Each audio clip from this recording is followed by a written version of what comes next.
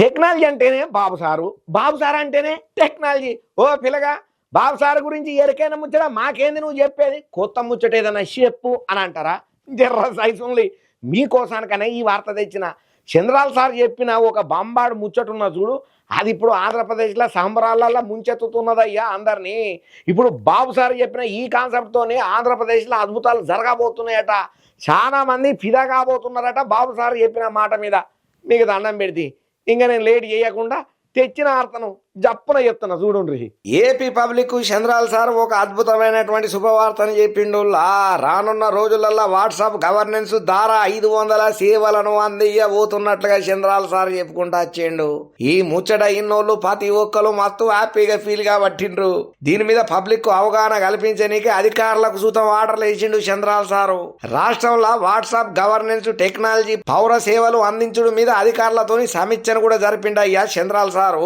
ఇక ఈ సందర్భంగా మాట్లాడుకుంటూ అధికారులకు కీలక ఆదేశాలని ఆర్డర్ వేసిండు. అన్ని కలెక్టరేట్లలో వాట్సాప్ గవర్నెన్స్ సేవలను ఏర్పాటు చేయాలని చెప్పి, ఇక ఆ సేవలను పబ్లిక్ లకు తీసుకుపోయేందుకు విస్తృతంగా ప్రచారం చేసి వినియోగం మీద అవగాహన కల్పించేటట్టుగా మీరందరూ కృషి చేయాలని చెప్పి కూడా సూచనలు ఇచ్చిండయ్యా.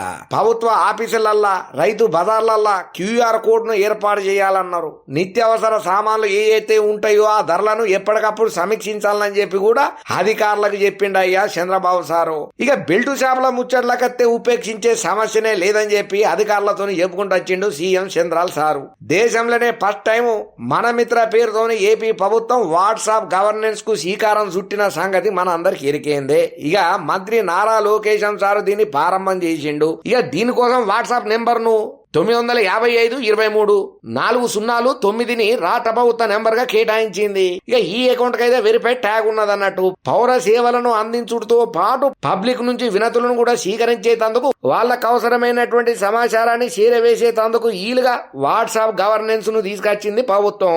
మన సర్టిఫికెట్ల కోసానికని చెప్పి ఆఫీసుల చుట్టూ తిరిగే విధానానికి సర్తి బలికేతందుకు దీన్ని తీసుకొస్తున్నట్టుగా ప్రభుత్వం చెప్పుకుంటా వచ్చిందయ్యా. ప్రభుత్వం నుంచి ఏదైనా సమాచారాన్ని పబ్లిక్ కి చేరవేయాలంటే ఈ వాట్సాప్ అకౌంట్ ద్వారా మెసేజ్లు పంపిస్తే సరిపోతుంది. ఇక ఒకటే పారి కోట్ల మందికి ఈ సమాచారం చేరుతుంది అన్నట్టు. అట్లనే వరదలు, వర్షాలు, లేకపోతే కరెంటు సబ్స్టేషన్ల మరమ్మతులు, వైద్య, ఆరోగ్య, వ్యవసాయ, అత్యవసర పర్యాటక మౌలిక వసతుల మీద కూడా అభివృద్ధి సమాచారం కసువంటి ఇలా అందిస్తారన్నట్టు.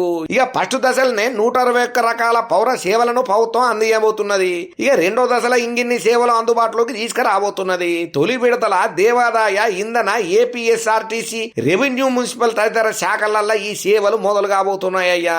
ఏదేమైనా గానీ చంద్రాల్ సార్ చెప్పినటువంటి ఈ మాటను చూసేదే ప్రతి ఒక్కరు సంబరంగా సప్పట్లు కొట్టబట్టినరయ్యా.